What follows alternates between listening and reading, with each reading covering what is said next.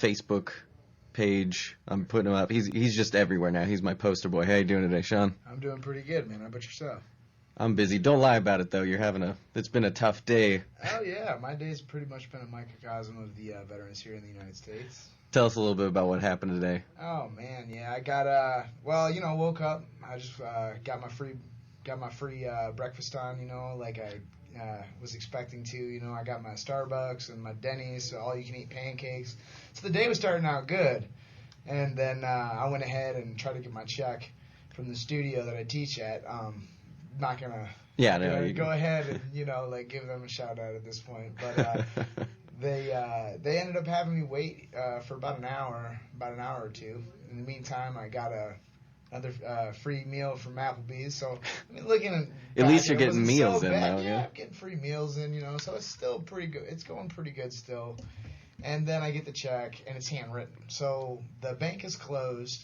The Town and Country Bank is closed. And I'm going from check cashing place to check cashing place in Walmart. And eventually just driving around on an empty tank. My car stalls. Right. So I got a nice little run-in. I got to run down to Flamingo and Jones. Well, I didn't see it Syndicate today, so it was just karma getting your run in there. You had to put in your work. That was probably it, man. A way of getting some sort of cardio in. So that was pretty much it. I ended up having to run to and from a check cashing place and push my car to a gas station and find my way to finally get in here. So. And for those who don't know, you served in the military, correct? Yes, sir. Yeah, that's where all the free food came in. Right, just in case people were getting confused why you were running around with free food. Yeah, special profile pick guy gets all the free food. No, I don't get paid or get sponsored by any establishments just yet. So yeah, it was it's the Veterans Day thing. For all my veterans out there, I don't know if you guys know or not, but you guys can go around, and a lot of these places are giving out free dinners, free buffets, Golden Corral, Chili's, Applebee's, Olive Garden, a couple of really good places. Yeah, I think Porto Sub is doing some free stuff as well. Yep. Pretty much, I'd say just go around and flash your military card if you got one and see what you can get, because you deserve it, so you might as well get it. It's trick-or-treating for me, man. Yeah, what'd you call it? You call it Veterans Halloween? Yeah, the Veterans Halloween, man. Just going around trying to get a little bit of payback for all those fun times. You do all that sacrificing out there for everybody, so I don't see why you wouldn't be able to get some free food out of it at least. Some free food just kind of seems like part of the package. I told a veteran that was on the side of the road today about he needs to go. I don't think he knew. He had the sign up and everything. A veteran needs food, and I was like, go everywhere. This is your day. This is the day to do it. Just show him your cardboard sign. You should be fine. Yeah. Well, to be fair, it's not like he was sitting around watching TV or listening to the radio, so maybe he just didn't know. Maybe he needed that word of mouth, man. So you've done your deed. Hey, that's all I do. All you fighters know what I do is I go around and I talk about stuff. That's what I get done. So you are participating on the 29th, correct? That's correct. You're not participating in the Grappler's Quest, though, right? No. I'm not gonna lie. I think the Grappler Quest thing, it's very good to do to kind of keep that competitive mind state. But there's really nothing that can compare to just the amateur fighting experience and fighting experience in general. It's just whole different game, man. I'd say for those that feel like they need to just get some experience in some, I wouldn't say lower level, but less contact fighting, it's good, especially to get in front of people. I hear a lot of people that started doing that first and then going to something as daunting as Tuff-N-Uff that has a lot of spectators compared to most amateur stuff. They said that the experience of doing Grappler Quest or Grappler X helped a little bit in that way. Although it's, from what I understand, you guys still get the adrenaline dump from Tuff-N-Uff just because of how big their venues tend to be. Right. Yeah, I mean, it is a totally different thing, but ultimately, yeah, you get that feeling. There's really nothing to compare to having it's not a training partner, it's an opponent, you know what I mean? Right. 100%, resistance, obviously, and the amount of energy that you have to expend and the fatigue that you feel in a real competition, there's really nothing to substitute that. So right. It's just, do I want to pay $180 yeah. to compete? You know what I mean? I'm not really getting the sponsors that right. a lot of other fighters are getting at this point. So well, that's why we got to get you guys in places like this so we can start talking to sponsors and get people to know your names and your faces. You have the little bonus, though, of being my front page guy, so it's a little easier to point you out when I'm talking about you. Cover model status. Yeah, for a little while you get to be a cover model. I think Justin Janes from Couture is trying to beat you on that one, though, because he had a nice one from his Michigan win where he's on top of straddling the cage with his arms extended with his hometown crowd behind him. That's pretty good. He's pushing pretty hard to beat you there. And I know that Jim Elmer from your gym he's guaranteeing he's going to outdo you. Right. But he's just competitive. It wouldn't have mattered what you were on. You could have been on children's lunchboxes. He'd try to beat you out for that, too. This is true, man. This is kind of what keeps us, that mental edge. Jim, actually, it's crazy that you bring him up. It's actually, he was we served alongside each other while we were in the Ranger Battalion in the Army. So we served overseas together in Afghanistan. We were able to serve in the same unit, know a lot of the same people, and just by chance we actually kind of met up here. It's kind of cool, he's definitely going to be on a roll here soon. That first fight, on the 29th, the same day as me. I've seen him train with you. He's a monster in there. He is a beast. And he's competitive. Like, he's got a little mean streak in him that will serve him well, I'm sure. Yeah, I mean, he comes from the same, the same background as me. It's different, I think the military thing gives you an edge just because you've kind of been in that life or death situation. Right. It's kind of like, it gives you, a lot of people always say, the best base is, a wrestling base, which, is arguable, but, I think that military, coming from a military background, especially as extensive as being in a special operations unit, there's get a good sense of mental fortitude. Right, yeah. Well, I'd say being able to tap into that side where you need to go all out and you gotta, you're not just hitting mitts or anything, you need to attack a person. Right. And I think there's something to being able to have a background like military. I think if you're going to be non-military, maybe wrestling's the best because of the grind that it puts in and all that. But I don't know that you could ever deal with the same mental or just fear that you would have that you got to learn how to overcome, or just anxiety that you would get in military training. There's no real way to simulate that for sure. Mastering your fear. I'm sure there's people that play Call of Duty that think that they're somehow getting the same experience, but in all reality, I asked Shannon Reed she's a correctionals officer, so I asked her about the difference between the two types of fear that you deal with. Because the fear in MMA, it's obviously just a general, you're trying to look good while you're doing it, you're trying to win your fight. Right. But correctional and military, it's more like, I don't want to be dead. It's a totally different level that you're dealing with. When you had your first fight, how did the experience of dealing with an adrenaline rush or anxiety, things like that, how did that feel? It was actually really surprising to me. I thought that I was going to be terrified, but I kind of tapped into that, being able to accept your fear, you know what I mean? Because everybody's afraid, you know what I mean? Everybody feels the same fear. There are people out there that say, I don't have any fear, I'm not scared of anything. Well, I bet Jim would say that, but I'm sure he would. He'd wink afterwards too. But the fact is that we all do feel it, and I think that's where the difference between the heroes and the cowards come out right there, is the people who are able to deal with it, harness it, and actually move forward. Right. And I feel like I kind of did right in that last fight, because there was a little nerves, there was a little bit of anxiety, I guess. But when I got in the ring and I was looking at my opponent, I just tried to have fun as much as I could, and I enjoyed it. You know what I mean? Like it was not as bad as I expected. You know what I mean? I think it's just the building it up, like, it's my first fight. Right. I think afterwards, I felt really good how I came into it mentally, and I think that this next fight I'll be even more confident, and more of the personality, more of myself will kind of come out in this next fight. I'm excited. For those who don't know, which weight class are you in for this? 145 for this one. So. And do you think you'll stick there? Or you think you'll move around? Honestly, I think I might go down to 35. I'm I don't have the longest reach. I'm 66-inch reach. I'm a pretty strong grappler. I like taking people down and doing the ground and pound thing. There's nothing like holding a grown man, against his will and hitting him like that. It's just a great feeling, and it really does break wills. But ultimately, I think the reach advantage might start to get to me at the higher levels of this weight class. So I'm thinking maybe a 135 pound. Well, I've seen you when you're cutting to 145, and you already look pretty tired. So what, you're going to be changing the diet up a bit? Yeah. I think it's just going to have to be a little bit more on point for a little bit longer of a time. And there's certain things I can do better that I know, throughout the weight cut, throughout the camp, that I don't necessarily do all the time when I'm trying to get to 45.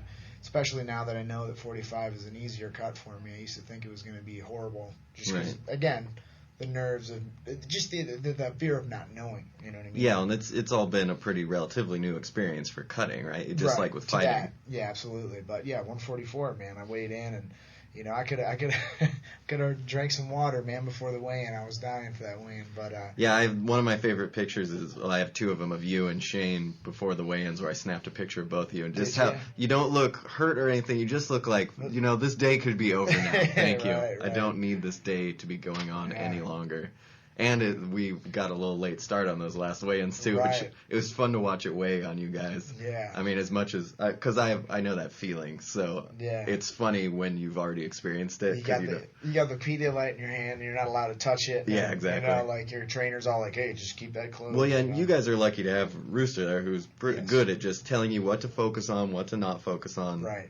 And who else do you train under? And who are your primary guys that you train under? My primary guys, I would, and if I would love to shout him out, as Norm Turner, my strength and conditioning coach, really gets me in the shape, and I think that's a really big part of this. It's conditioning isn't just a physical thing; it's a very mental thing. It's being able to know that you can go as hard as you want for as long as you want, and he's definitely a big part of my progression as a athlete, not just as a fighter.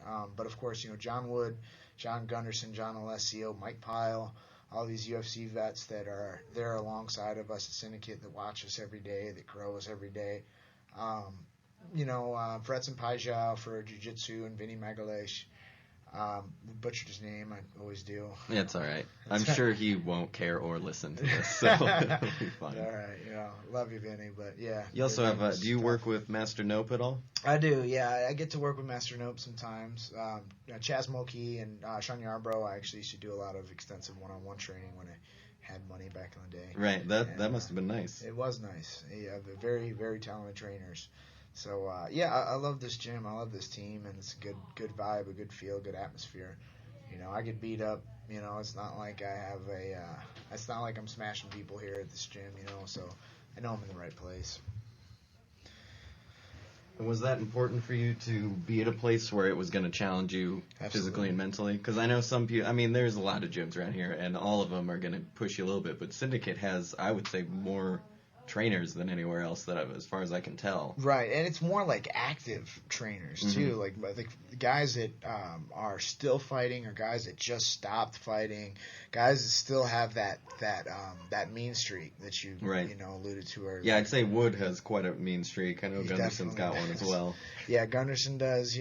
All the guys, even some of the guys who have kind of are kind of sitting in the back burner a little bit, like Nate Pettit. He's definitely a very talented coach. He's got that mean streak, and I don't know his actual fighting background, but he's a great trainer. There's so many good guys at Syndicate, man. Even our third, fourth string guys are great trainers. You know what I mean?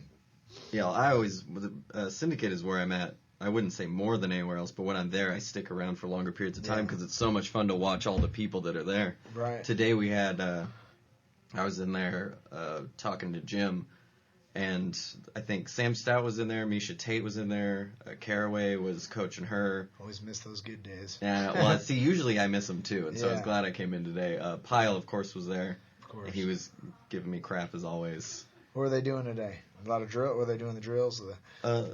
They were doing a lot of rolling drills. They were showing some techniques on ground and pound, stuff like that. And so people were rolling. And that's, Jim Elmer was having a great time with that. He was working with Black Sweaty, which is Shane Tinlin.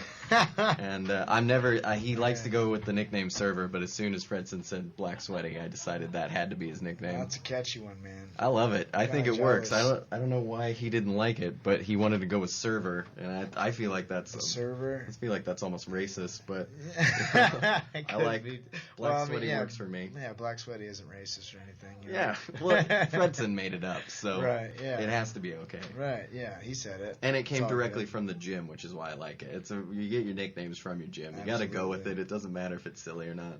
I'm wondering what I'm gonna end up with. Man. Yeah, you don't have one yet, huh? No. I mean, there's names that have been thrown around. We'll start a Facebook poll. Ferocious Sean Francis, or what's the other one? Furious Sean Francis, but. Who knows, man? I don't know. It's just gonna kind of come naturally, I guess. So. Right. Yeah. Well, just don't let Fredson do it. No. You'll get a weird one. I'll get a weird one. His English isn't good enough, so you'll probably have a really it won't make sense at all. It'll be brown sweaty.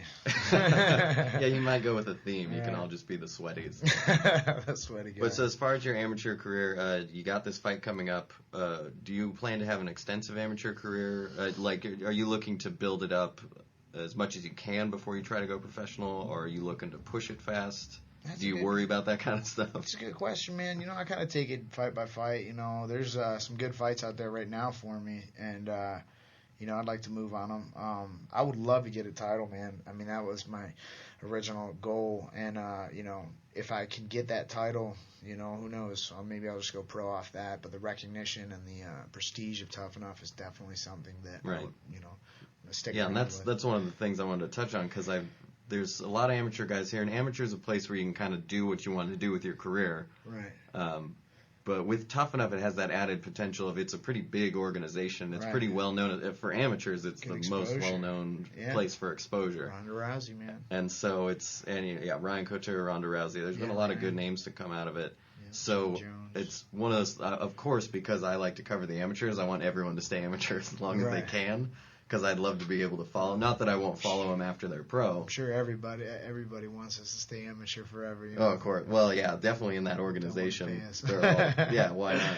Yeah. But yeah, it's one of those things where there's that give and take, because you can have everything washed away if it's not a good record. Yeah. But you can prop it up if it is a good record. You can point to it and say it's a great thing. I've brought him up a couple of times, but the 125 champ, Jamin Tayaba, was 0-6 in his amateur career, and then won 3 in a row and has the belt. So now, who cares? He can wipe away that record and just be like, I had the belt at one point. So he can just put that on his resume. Totally. No one cares about the 0-6 at this point. Yeah, championships are, man, those are huge. Eventually we're going to get too old to do this stuff, too broken down, and we're going to have to have something to fall back on. And that's what Shannon Reed said as well. She's like, I know it's just an amateur belt, but it's an accolade. Yeah, and that you want to have them because it shows where you are.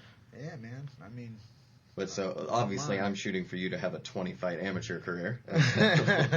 No, about 20, man. We had I wrote a piece on Justin James from Couture, who got something like 42.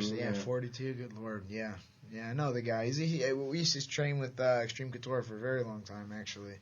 2.5, 3 years. So I know Justin James pretty well. Yeah, he's a grinder. He's a hard-working guy. Yeah, he is, absolutely. And you got pretty awesome fights, too. I don't want to tell too many tales out of school, but you got some people at Couture that want to call you out, which, as a reporter, I love. Oh, yeah. Because for some reason, I don't know what your guys' beef is.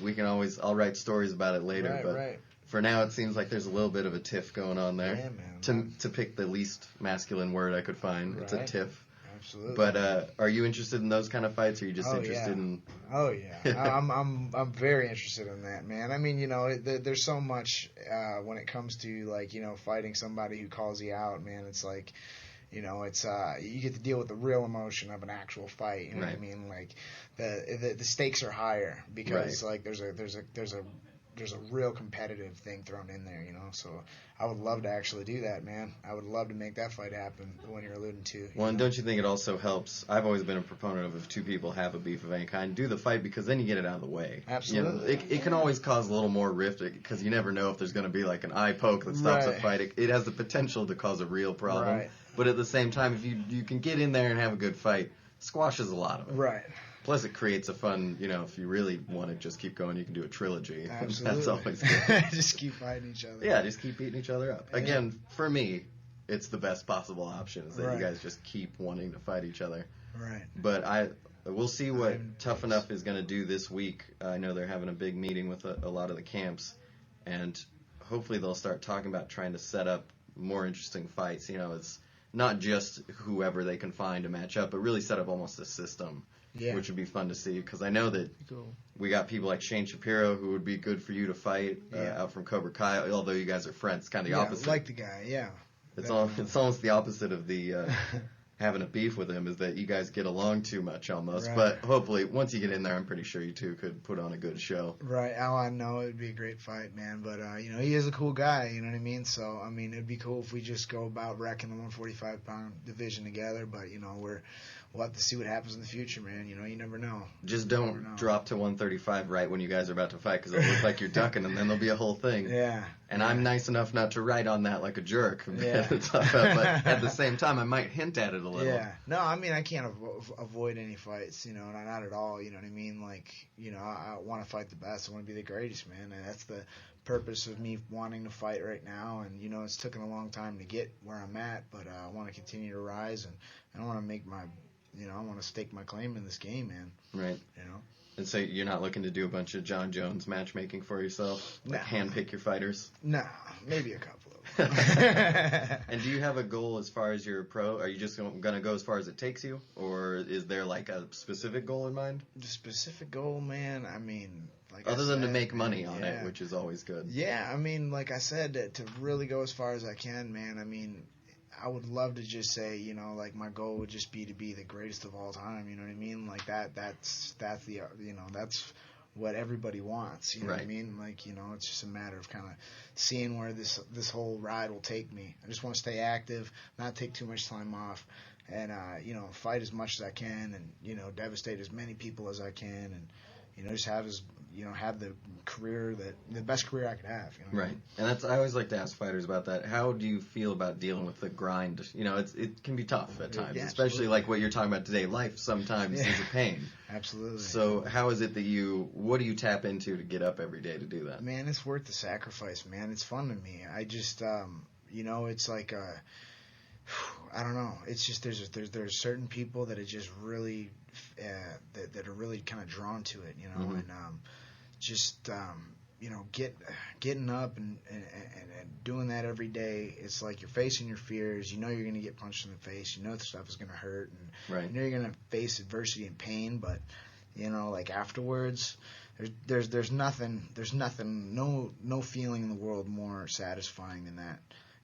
To go through something that you are agonizing and scared, and doing it, conquering your fears, and just like doing all that stuff. It's a feeling that can't really be replicated anywhere else, drugs or anywhere else. It's high unlike any other. Yeah, and it seemed, I saw you after your fight. I saw that video I got to give you guys of you after your fight, but the look I always see in guys like you and Shane is not only the excitement of winning, but the relief of that it's done, that you did what you needed to do. Hell yeah. And there's that sort of sense of calm accomplishment where you kind of realize what it is that you were able to do. It's like your birthday, man. Yeah.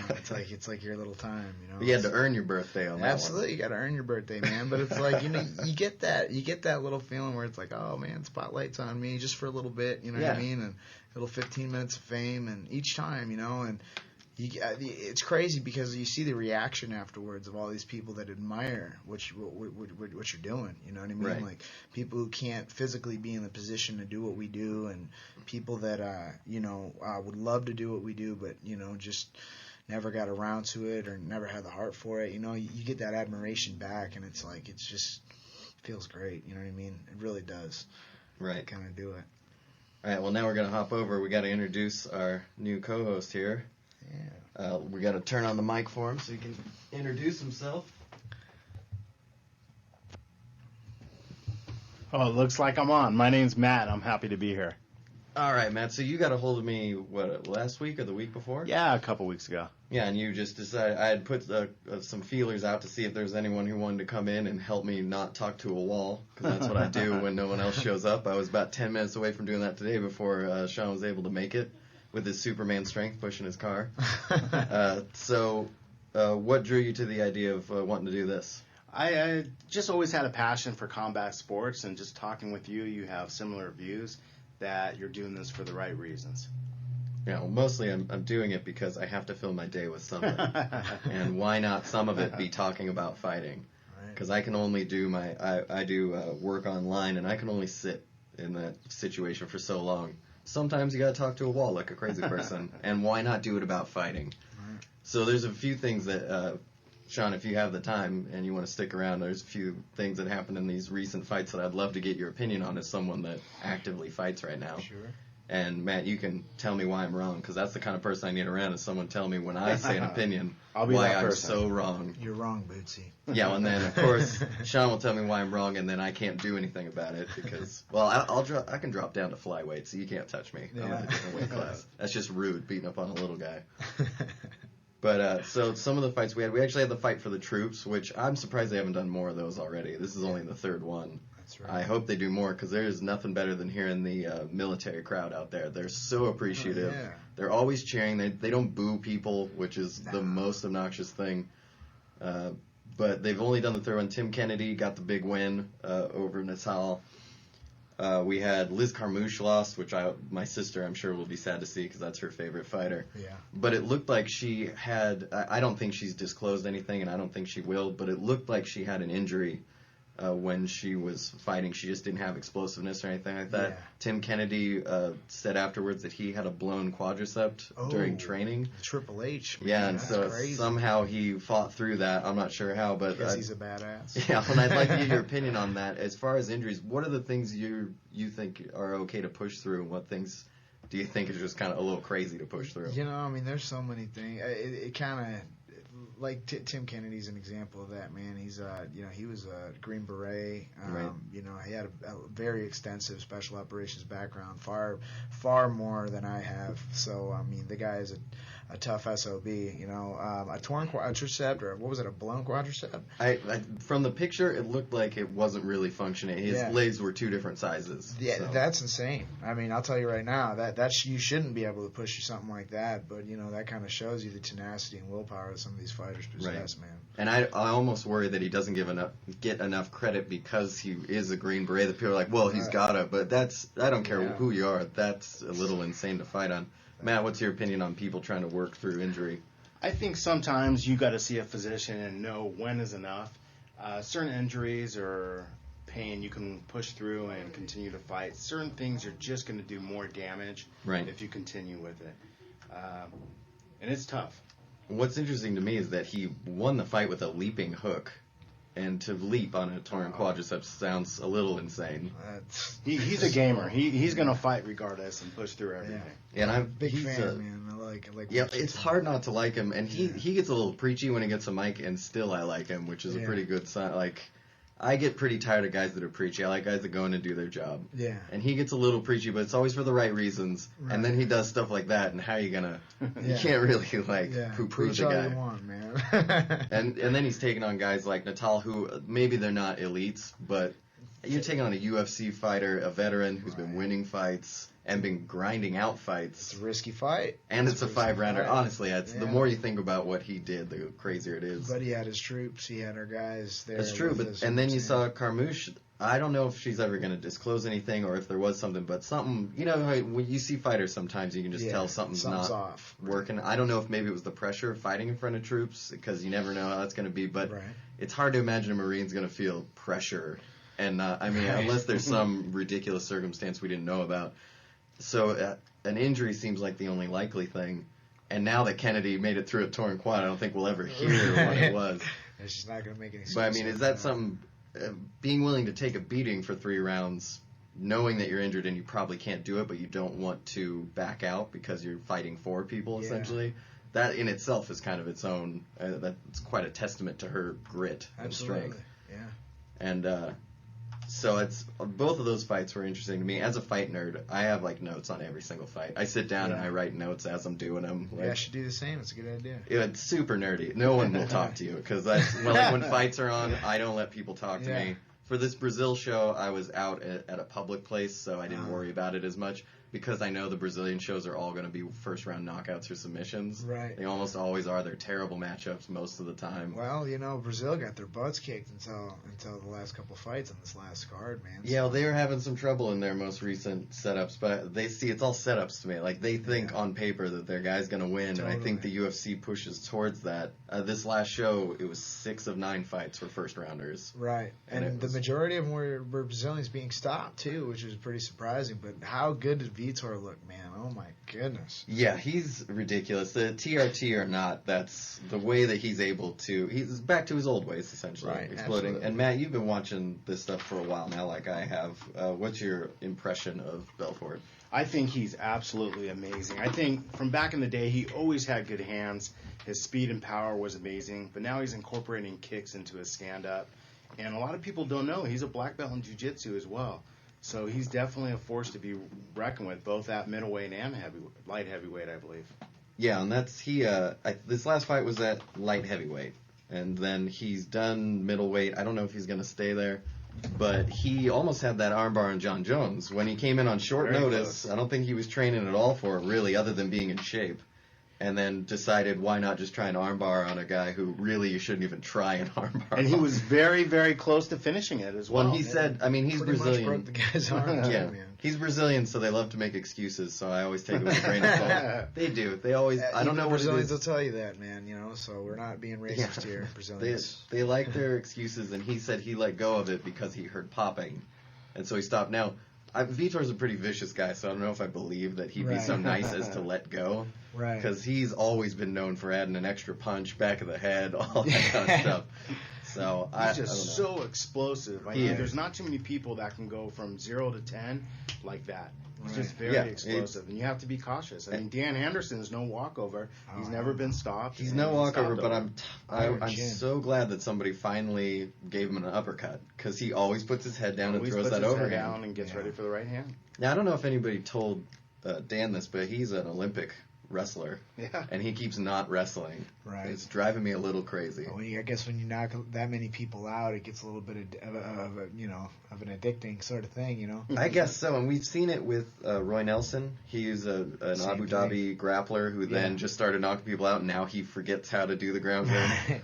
And we've seen it with heavyweights, especially, fall in love with the big punch, and they seem not to be able to get away. But Dan's been getting away with it for, I don't know how many. I mean, he started in '94, right? So that gives you an idea of how long it's been. Fists since 2001, 2002. And he's always had that monster chin. Which this time, I don't. You can speak on this, Matt. Do you think the stoppage was a good stoppage early because it was Dan? For most people, I'd say it was a fine stoppage. For Dan Henderson, I always go, why you got to let the guy. It might have been a little early. However, Vitor's in great position. He would have been raining down some more punches on him. And he's one of the few people, when he gets you on the hook, he's not letting you off. Right. And he knew Dan Henderson has a great chin. He's never been stopped. Why give him a chance to come back? Right. I agree with that. I don't know why. I know it's all political as far as who gets put in to do the reffing stuff, but Mergliata is not the guy to put in for that big fight when you have two guys that love to just go crazy. He's just not the guy to get it done. And I know they're running out of good people. Once, what was his name? With the tattoos. Rosenthal. Once he got busted for weed. He was one of the best. He was a good, He knew when to call it and when not to call it. Mergliata's been known to call it at all the wrong times. They get hit so hard as far these refs, man. Like, I feel bad for them. My roommate Josh, when we were walking away from Mazzagatti during one of the UFC shows, he screams out, "Steve Mazzagatti sucks!" And I remember just like, dude, that's so mean. He's all drunk and angry. And it was remarking about one of the bad stoppages he saw throughout his career, but. you look at any ref's resume in the UFC, and at least there's one or two bad stoppages. You know what I mean? It's just kind of it's kind of the nature of the fight game. It's unpredictable and hard to call, really. Well, they have a split second to make a decision. Exactly. Sometimes that is challenging. Right. What were your thoughts, Sean, as a fighter on the stoppage? On the stoppage, I think that Vitor had him. Yeah, like you said, man, he had him dead to rights right there. He was pretty much face down on the mat. He's the hand speed was insane. Yep. He was looking for the kill. He kicked him right in the chin, man. He kicked him right in the face, dropped him. I mean, his posts were out. He was pretty much face down on the mat, and he was gonna receive a lot more damage. I could totally see that. There wasn't really a way he could defend himself. So, I think the ref made the best decision he could at the time. Yeah, and it's like we said, it's split-second decisions, so it is tough. And when Dan fell, he fell hard, which is the hard part. This was the thing I always say is when you have guys like Dan Henderson who have never been stopped, make sure they're getting stopped. Like, make sure it's a stop. Totally. I know we don't want him to take too much damage, but the man has made an entire career off of being able to handle that kind of punishment. And come back and win. Absolutely. Right. And it's just like Nogueira, that the first time he lost to Kane, everyone went, well, come on now. It's Nogueira. Now, again, he lost the second time and the arm was broken, so fair enough, let's stop that one. But when it's a guy like Nogueira or Henderson, especially these old school guys that have been known for it, it's not like it's Liddell who is getting knocked out and dropping like a sack of potatoes and he's staring off into space. Dan was still there, and you could see in the thing afterwards he kind of put his hands up like, Dan, or Murgliato, what are you doing? Right. But, everybody says that after they wake up. Yeah. So I was torn on it because I've been watching for so long, because I'm such an old school fan. I always say let them take one more unless they're out flat and cold and eyes are closed or staring a different direction. Right. As long as they're not limp, let them keep going. Right. But again, I'm not saying he couldn't recover. I mean, I could definitely see him grabbing for a single and just blasting through him and somehow landing on top and weathering the storm. It could have happened. Well, and something I was interested in is Vitor does have a problem when he's not in control of the fight the entire time, and sometimes he blows his load a little early. He goes a little too hard, and then all of a sudden he gets frustrated and doesn't know what to do with himself. Yeah. I'm wondering what's a good question of what's next for Vitor, what's up with this division? Like, what do you think he's going to do? Do you think he's going to get the title shot from here? Well, Dana said that he gets the title shot unless, quote, something crazy happens. But which usually does. Yeah, and it's also the most vague thing ever. Like, what if the crazy thing is that Dana changes his mind? That's just... And the big problem always is the TRT issue. That there are certain places Vitor can't fight because he's on TRT. Right. He says he'll stop, but I'm not... If they do the WADA or VADA testing like they do in the Olympics, it won't matter if he stops now. They're still going to say that it's an elevated level. So I'm not sure how they're going to deal with Vitor. Vitor is also, by all accounts, kind of a crazy person. Right. Like, he gets super excited about stuff. Emotional. Dana always talks about... it, Mama. Dana always talks about that he blows up his Twitter every time that the championship fight is being, set up or called. That Vitor leaves him like 500 messages. Yeah. So I wonder if part of it's always just that they don't even want to deal with Vitor. But there is something to be said that he's been fighting in Brazil consistently now.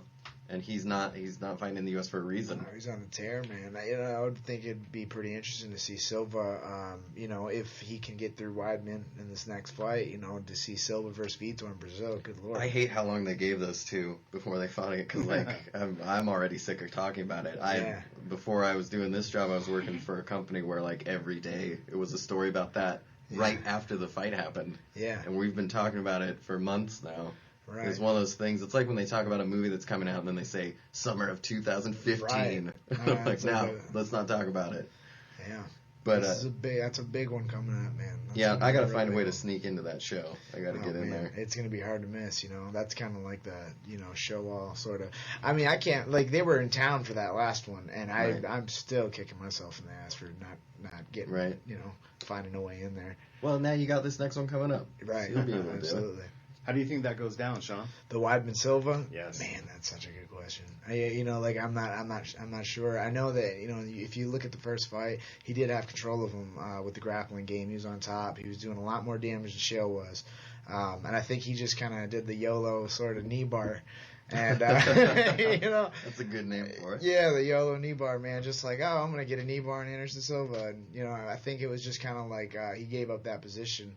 and got back up to the feet. But I think Silva, you could see like the emotion start to come out because he felt that strength, he felt that control and that domination on the ground. So yeah, a lot of people mistook that for him not caring. Right. I saw it as him becoming frustrated and trying to just come up with a new strategy. Right. You know, he knew he couldn't do what he normally did, so he tried to bait him. Right. And then it worked against him. Now, I don't want to toot my own horn too much, but on the website that I used to work for, which I will not name because I don't want to give them any more press, but they had me do a story on why Weidman would win the fight, and I said almost exactly what happened in the fight. He would have to take control on the ground early, frustrate Silva, and then throw weird punches because Silva knows how to block standard. If you throw normal stuff at Silva, he's done it a billion times and he's better than anyone else. So how do you stop a program that's able to, figure you out? You got to throw a virus in there. And the only way to do is that weird-ass back fist that he threw out of nowhere. It was the dumbest throw, but it set up his left hook. Man, you had Anderson totally out of position in that. I mean, he'll tell you, too. I mean, that was not what anybody expected, man. He was, how like, horrible for that amazing rain to come to an end. You know what I'm saying?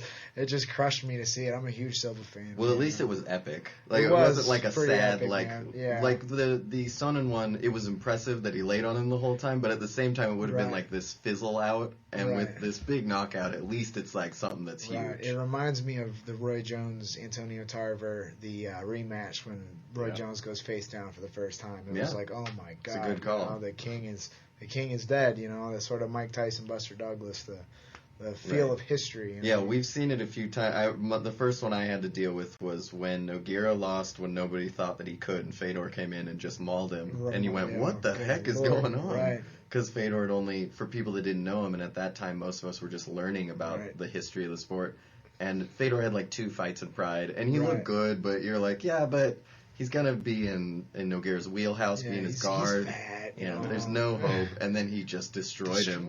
Good Lord. That's the most destruction you could have without finishing a fight. I don't think anybody in the history of MMA has the ground and pound that man possesses, man. Just unbelievable. You might be able to make a case for...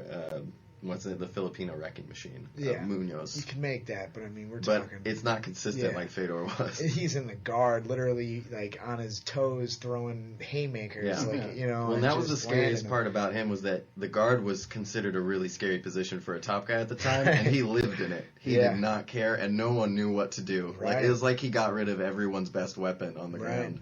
And then the other time that I can remember in history where all of a sudden the guy who couldn't lose lost was, of course, when Fedor lost to Verdun. Oh, man, yeah. And I bet on Verdun on that one. It's the worst money I've ever made in my life because I was such a Fedor fan for so long. Yeah, should have bet big, huh? Yeah, well, now I'm glad I did. I bet big enough. I made a lot of money off of it, but I felt so terrible. Yeah. Like, I wanted to give that money back just to change it because... And I called it first round submission. If he was going to get him, it was going to be first round submission. Sweat, right, yeah. Because a lot of people didn't know who Verdun was. They saw him lose to Nogueira when he was like 24.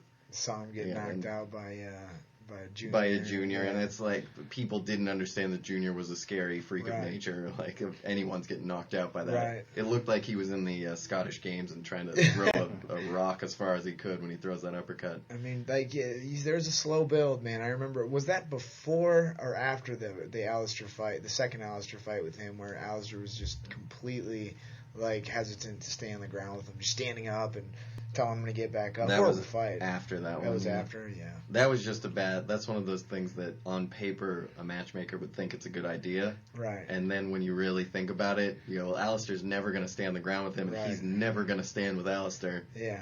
It was just a bad idea. Can you think of any other history exclamation points, man? I think some of the ones you said are good. I think in MMA anything can happen. That's the best part of it. There's so many different dynamics of how someone can win. It's just not with the hands or the feet, but with the submissions and everything. The question is, what happens to Anderson now? How does he come back? Right. And I've been interested in that. He sounds frustrated still. And that's interesting because he's always seemed like he is very emotional. Right. You saw in his old fights, he'd always cry afterwards. And then when he'd win, he'd cry. So he just seemed like he had a tough time with emotion. It's the outpouring afterwards. But this time, it seems like it's sticking with him. Or like it's stuck in his craw, essentially. And I never know with guys. You never know until you see it. And then afterwards you go, of course it was that way. But you never know if it's going to get in his head and mess him up. or if it's gonna be the thing that fuels him. The hard part for him is he's never been somebody that likes to blitz. He's always been a counter guy. Yeah. But counter's exactly what will get him in trouble again.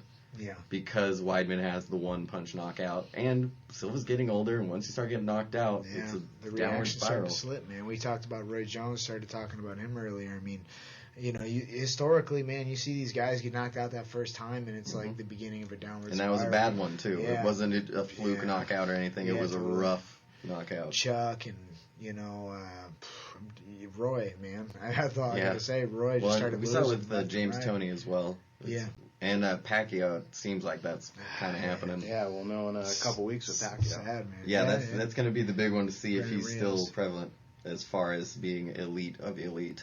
Although he can always just go back to his home country and fight for billions of dollars every day. That's the thing is, I seriously wonder how much, when you're waking up, and like DJ Penn said, you're waking up in silk sheets every day, how motivated can you be to go in there and get punched in the face by savages that are hungry, that want what you want, Right.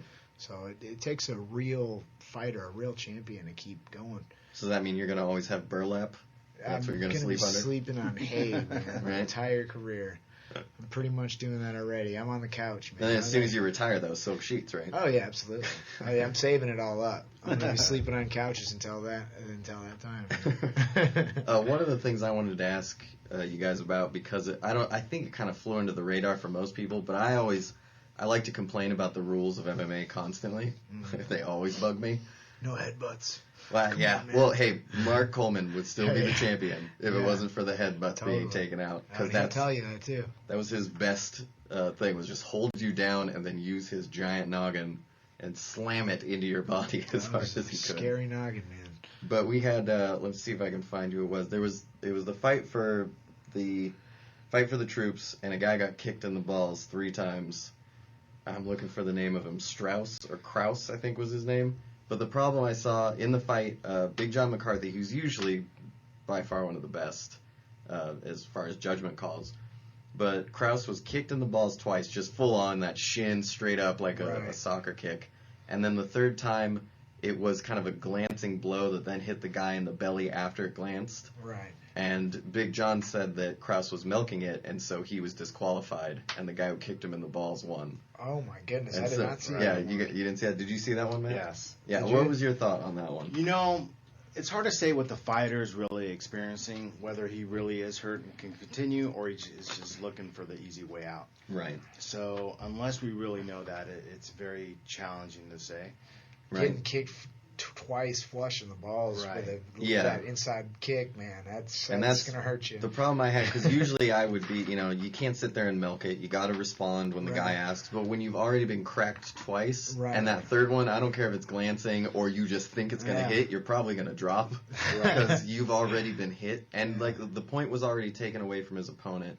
I believe his name was Green. I don't want to mess that up. Oh, the point was taken? The point was taken for the second one. Yeah. And so then the third one, and I get that, it glanced, so maybe Big John didn't see it, but I feel like you got to give benefit of the doubt to the guy that just crumbled again. Right, there could be testicular damage there. Yeah, well, and a glancer sometimes is... Did I say testicular damage on the radio? But the other question is, did the fighter do it on purpose? Or was it just an accident, freak of nature? That's right, but I think after the second time, you're out of chances. You don't, and it's crazy that he went for a kick again. You've already compromised. That makes you wonder.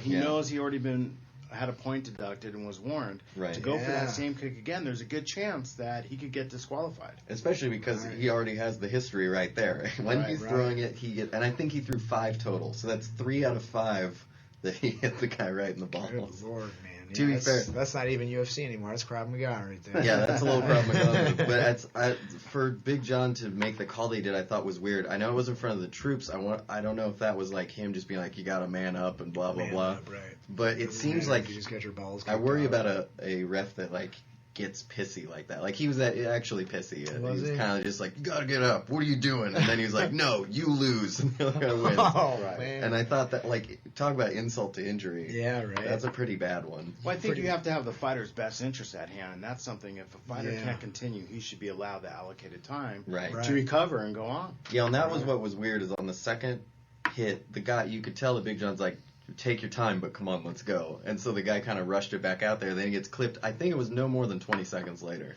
Yeah. And it just seems to me Still like hurt. you should go at least check the guy, say, do you need a full 5 minutes and do you want to keep going? Right. And if he doesn't, then it's over and that other guy loses for continually kicking. Good Lord, man. At that point, I would have that check leg out, man. I'd be looking like, Ong Bak in my stance. Well, and that's what I was wondering. Like, I don't care how tough you are. You get kicked flush twice. Yeah. The first time, it's already, I applaud anyone that gets up after getting a full kick. Yeah. And I know Joe Rogan had been talking about that his cup probably wasn't good enough and he needed a better cup. But you know what? It doesn't really. Cups, Well, Joe Rogan. Sean, Joe Rogan likes to sell how big is your cup you wear? I for got the one, fights? actually. How big is your cup? How much does it protect when you're fighting? Well, It's not like a boxing. It's not. It's not like a boxing cup. No, I mean, I actually have the Joe Rogan endorsed diamond cup. Yeah. So, but yeah, it's good, man. I mean, it's just kind of like you get kicked in the gonads, it's gonna hurt regardless. Right. You know what Well, I and mean? it's especially when you get that full shin upward motion one. That one's the bad one. Like sometimes you get the steel, foot it slap. doesn't matter. Yeah, you get hit in the steel cup, it's gonna hurt. It's gonna, Right.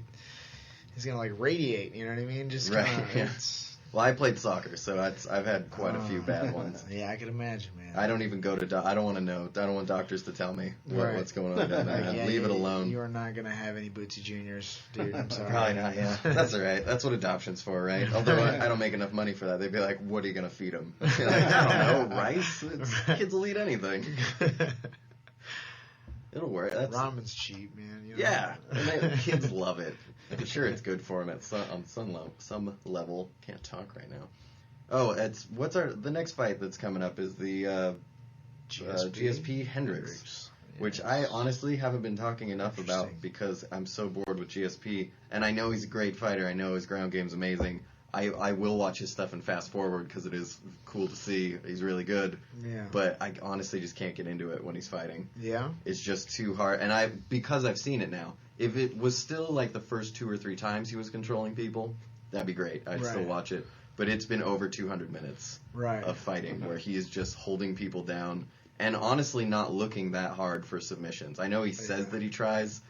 I see John Fitch doing more than GSP does. And it's still an accomplishment to hold a man down for 5 rounds. He used to finish people too, man. He used to get those, he knocked out Matt Hughes with a head kick. He subbed Matt Hughes with an arm bar, Like, that was another world changer right there when Matt Hughes got beat. Yeah, it's true. But yeah, he has the most ironic nickname now with Rush. Right. There's nothing about him that's Rush. Everything is methodical, and like I said, he's good, and his jab is absurdly good for anyone that does box. Even boxers will say, it's still they don't like the style and stance, Steps in, but they like how quick he does it. They like how on the mark he is. How often he throws it. Yeah, he throws it well. I just wish he would follow it up with his karate. He just put something behind it. I always see that karate kick he throws every single time he's on a countdown. It's like he throws that spinning back heel kick. Right. And you got Vitor, who you've never seen throw that. You know what I mean? Knocking people out. Right. I wonder how he feels about that. I've never seen him throw that kick. Not one time in a fight. I've always just felt that he's protecting that belt at this point. He's not really trying to take anything from anyone. He's protecting his assets. I think, though, for our young fighters coming up, I watch GSP and I study GSP because it's the most surefire way, he knows how to win. You know what I mean? And you can say what you want about the style. Like, look at the numbers can't lie. You know what I mean? Right. He's winning these fights. He's taking guys that are literally the best in the world, and he's just making them look like little kids. It's insane. So, I think there's a lot to learn with watching him, but I also understand, the kind of the lack of explosive finishes that he has. I can understand that criticism for sure. I think my main problem with it is that I feel like he is good enough that he could be finishing them more often and not put himself in all that much danger. So, speaking about you being a betting man, who are you putting the odds on for this Hendricks fight? GSP. Yeah, I got him 5-round decision? Yeah, of course. 5 rounds. It's going to be plus 5. It's going to be GSP. But you never know, because he's fighting Johnny Hendricks, who has that one-punch knockout. But people don't know. He's a national collegiate winner. Right. He's a champion. This is probably GSP's best wrestler he's faced. And you know what I think that happened? Whole lot of jabbing. gonna be Just jabs like you did all the day. Koscheck. This Yeah, is true. the same thing he did. You're absolutely right. And it's for sure I could be 100% wrong, and they could go out and just start banging, and it's gonna be the most insane battle ever. John But I Jones think what goes happened to is that Sarah put the fear of God in GSP, I think he did. and ever since then he just knows I can't take risks, and it's gotten. I mean, it's terrible to say, but it's very French of him. He's afraid now, and now he just sticks to what he knows, and he just doesn't like what other people do, and that's it. I think Hendricks has that real good knockout power, but it's in that one punch. Right. I think he's going to fall in love with it, like we talked about, Right. and try to do it too often. And guess what? When I talked about this fight on one of my articles, the main thing I said was that Hendricks better be working on everything but that punch. Right. He doesn't need to work on that punch, and you know GSP is working on how to hide from that Right, fight. or blast through as soon as he throws that left. Exactly. Well, and a karate background's all about the counter. Yeah. So he's going to be looking for that big wide swinger so he can throw a nice counter punch or Right. kick. That's what he wants. Do you think Hendricks can take him down? That's going to be the big question. Yeah, That's that one's hard. I wouldn't even bet on it, Yeah, like an that is over-under so for hard. takedowns. That is so hard to tell. I mean, I've seen him take those, and they're hard to do. Like, you see GSP, he has some of the very similar takedowns every single time. He does a good single leg with his, head in the middle, and he's got a great blast double, like one of the best Yes. in the world. That's the one time the rush comes in. Right, that's the rush. That's where it comes from, man. That blast double is insane. And you see Hendricks, man, body lock takedowns, high crotches, elevating people with the high crotches Right. and making them do The front problem flips for like those, Danny though, Cormier. is that he's got to get in there. This is true. He's got to catch GSP, and that's not easy. I'd say the jab is probably going to be his friend in this fight, thinking about the Koscheck fight. Right. Yeah, and that's why I think it's going to be a Game. 5-rounder, like always. And honestly, that card, when I look at it, it has the potential of being a really long, boring show. Hopefully, the guys decide to just go for it, Right. and go hard. But you have, I'm going to pull them up really quick here. GSP and Hendricks, honestly, it's one of those ones where I can look like a total idiot, and it's one of the best fights of all time. But just based on the fact that Hendricks doesn't have a great gas tank, he was slowing down with Condit, Right. and then GSP doesn't want to rush, Right. so he's going to jab a lot. So what do you think is when's the last southpaw that GSP fought? I'd have to look that up. I couldn't tell you off the top of my head. Off the top of my head either. But I don't think it's going to matter too much when you do karate. You're working with both stances Both a lot. stances, And I know his wrestling's GSP probably switches. better from one side than the other overall, but he looks so good from either foot forward that I don't think it makes Right. too much of a difference. But the other fights on that card, we got Rashad Evans and Chael Sonnen. That could easily be a boring fight. Yes, very You have easily. Rory McDonald versus Robbie Lawler. Everybody knows Robbie's fun, but Rory will Right. make it boring if he can. Yes, he can. And so it could be a really boring fight. Koscheck versus Woodley could either be a savage beating for someone or Right. boring as hell. Right. So it could be, you got 4 fights there that could go the Yeah. distance for each one. Like you said, the unpredictability. Yeah, and that There's hopefully, no the certainty. beauty of MMA, hopefully all of them are awesome, and then Right. I come back and I go, I don't know what I was I thinking. was very wrong. My fight nerd status has been revoked for Honestly, a week. if I could be wrong about something, I would hope it would be that there could me be too. boring shows. I mean, the Robbie Lawler McDonald fight, man, I'm stoked about that one. Well, Robbie I Lawler really is hope Well, that's a beast. good he one. brings it. Yeah, he does. He brings it. He's an But exciting Rory fighter. trains with GSP. So This is true. there's a lot of that jab. A lot And of remember, jab. Robbie Lawler is the guy that took the notorious Nick Diaz jab knockout. Yeah. So I just remember him yelling the obscenities afterwards. right. Still remember that. And we do have one of the local guys on there, Evan Dunham's going to be fighting Donald Cerrone, Oh, which I'm yes, really excited Evan. about because I've talked to Dunham. He's a nice guy. Yeah. And he's just that old school mentality. He just Right. wants to fight. He's had 3 terrible decisions in his career that Right. has kind of put his career on a crappier path than it could have been. They But were he- bad decisions. But he man. doesn't care. He's like, yeah, I just do what I got to do. Right. Like, that's the judges. I don't know. Right. And he's just ready to fight. And so I hope he's able to pull it out.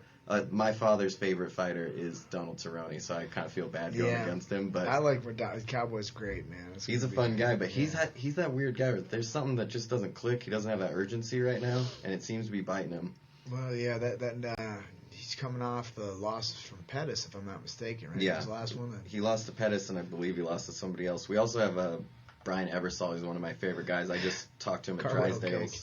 He's such a fun guy to watch, and he talk about old school. He's been fighting for so many fights for so long Yeah. that he just doesn't care anymore. Cerrone's coming off of the Rafael Dos Anjos loss, That's right. Yeah. and he had beaten KJ Noons, and he had lost to Pettis before that. Right. Okay. Oh, but my one random stat for the day, because I got to get one in. Eves Edwards lost on a recent card, but the last 6 people that have beat Eves Edwards has gone on to lose their next fight. Really? Which is one of the weirder stats I have no idea why that is. Right. That Eves has some sort of curse. It's like he's got voodoo. That's the jitsu voodoo, I guess.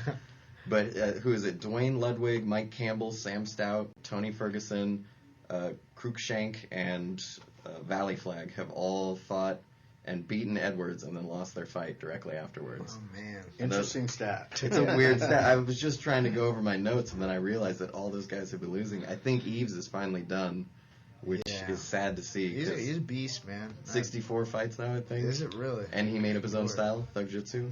But Yancy Medeiros, or whatever, however you say his name, Medeiros, he should probably wait for a little while before he does another fight. Yeah. Because he's going to be in serious trouble. And if he takes a fight, take a really good one so it doesn't look bad when you lose. Because you're going to lose.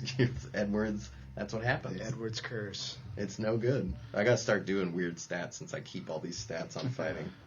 That'll be our new, really annoying, bootsy stat of the day. But anyway, we're running out of time here, so is there any... You don't have any sponsors right now you need to plug or yell at?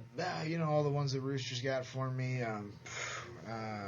And that you're talking about Rooster's Nest. Yeah, Rooster's Nest Promotions. I'm going to shout out Norm Turner, Strength and Conditioning, of course, Syndicate MMA.